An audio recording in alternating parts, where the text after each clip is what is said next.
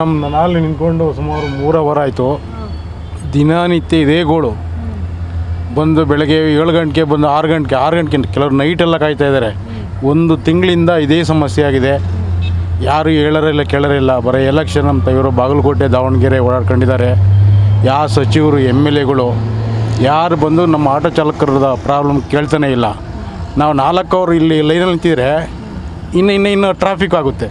ಮಧ್ಯಾಹ್ನ ಬಾಡಿಗೆ ಇರಲ್ಲ, ಸಾಯಂಕಾಲ ಫುಲ್ ಟ್ರಾಫಿಕಲ್ಲೇ 4 ಅವರ್ ಕಳೀಬೇಕು. ದುಡಿಮೆ ಹೆಂಗಾಗುತ್ತೆ?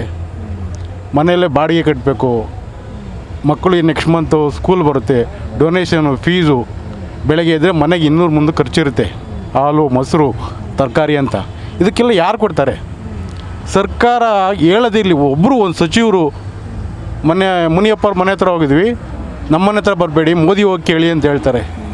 ನಮ್ಮ ಜನಪ್ರತಿನಿಧಿ ಅವರು, ನಮ್ಮ ಮಂತ್ರಿ ಅವರು ಆಹಾರ ಇಲಾಖೆ ಮಂತ್ರಿಯಾಗಿ ಅವ್ರು ಕೇಳ್ಬೇಕು ಸರ್ಕಾರದವರು. ನಾವು ಹೋಗಿ ಕೇಳೋಕ್ಕಾಗುತ್ತಾ? ಈ ಥರ ಉತ್ತರ ಕೊಡ್ತಾರೆ. ಅಟ್ಲೀಸ್ಟ್ ಆಟೋ ಚಾಲಕರಿಗೆ ಒಂದು ಪರಿಹಾರ ಅಂತ ಏನಾದರೂ ಕೊಡಬೇಕು. ಇಲ್ಲ ಗ್ಯಾಸ್ ಸಮಸ್ಯೆ ಇವ್ರು ಲೆಟ್ರ್ ಬರೆದು ಇಲ್ಲ ಮಾತುಕತೆ ಆಡಿ ನಮಗೆ ಕರೆಕ್ಟಾಗಿ ಗ್ಯಾಸ್ ಸಿಕ್ಕಿರು ಸಾಕು. ನಮಗೆ ಟೈಮಿಗೆ ಸರಿಯಾಗಿ ಈ ಥರ ಮಾಡ್ತಾಯಿದ್ದಾರೆ. ಯಾರನ್ನ ನೋಡೋ ಒಂದೊಂದು ಬಂಕಲ್ಲಿ 120, 130, 140 ಮಾಡಿದ್ದಾರೆ. ಇದನ್ನು ನಾವು ಹಾಕ್ಸ್ಕೊಂಡು ಬಾಡಿಗೆ ಹೆಂಗೆ ಮಾಡೋದು? ಯಾರು ಕಸ್ಟಮರ್ 10-20 ರೂಪಾಯಿ ಎಷ್ಟು ಕೇಳಿರೋ ನಮ್ಮನ್ನ ಯಾಕೆ ಕೇಳ್ತೀರಾ? ಸರ್ಕಾರ ಕೇಳ್ಕೊಳ್ಳಿ ಅಂತಾರೆ. ಕೆಲವರು ಅಂಥವ್ರು ಇದ್ದಾರೆ, ಕೊಡ್ತಾರೆ 10-20.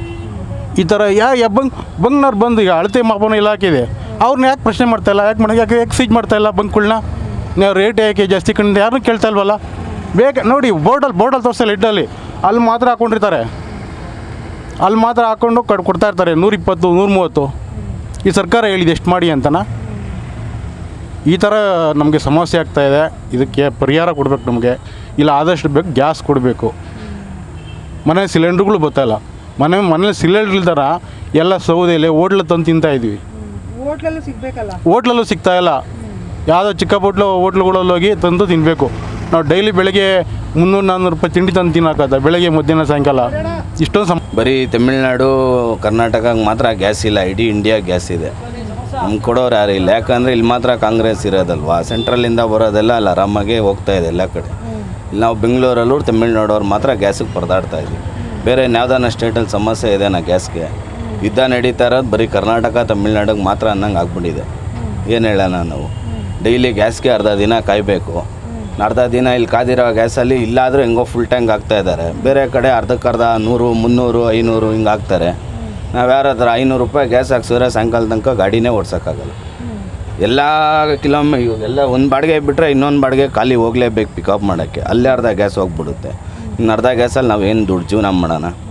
ಸ್ಕೂಲೆಲ್ಲ ಸ್ಟಾರ್ಟ್ ಆಗುತ್ತೆ, ಸ್ಕೂಲ್ಗೂ ಎಲ್ಲ ಅಡ್ಮಿಷನ್ ಮಾಡಬೇಕು, ಎಲ್ಲ ಮಾಡಬೇಕು. ಈ ಥರ ಸಮಸ್ಯೆ ಇದ್ರೂ ಯಾರು ಕೇಳೋರಿಲ್ಲ, ಹೇಳೋರಿಲ್ಲ. ಏನು ಮಾಡೋಣ? ಅಲ್ಲೇ ಒಂದು ತಿಂಗಳು ಆಗ್ತಾ ಬಂತು ಗ್ಯಾಸ್ಗೆ ಅಲೀತಾ. ಒಂದು ತಿಂಗಳಲ್ಲೇ ಒಂದು 10 ದಿನ ಗ್ಯಾಸ್ಗೆ ಅಲ್ದಿದ್ದೀವಿ ನಾವು. ಇನ್ನು 20 ದಿನದಲ್ಲಿ ಏನು ದುಡ್ದಿರೋ ಗ್ಯಾಸ್ಗೆ ದುಡಿಯೋಕ್ಕೆ 20 ದಿನ ಆಗಿದೆ, ಆ ಗ್ಯಾಸ್ ಹಾಕ್ಸೋಕೆ 10 ದಿನ ಆಗಿದೆ. ಇನ್ನೇನು ಮಾಡೋಣ ನಾವು? ಏನೂ ಮಾಡೋಕ್ಕಾಗ್ತಾಯಿಲ್ಲ. ಇಷ್ಟೇ ನಡೀತಾ ಇದೆ ಜೀವನ. ಇನ್ನೂ ಇಲ್ಲ ಮೇಡಮ್, ನಾಷ್ಟಾನೇ ಮಾಡಿಲ್ಲ. ಬೆಳಗ್ಗೆಯಿಂದ ಇಲ್ಲೇ ಆಗ್ಬಿಟ್ಟಿದೆ. ಇವು ಮನೆಗೆ ಹೋಗಿ ನಾಷ್ಟ ಊಟ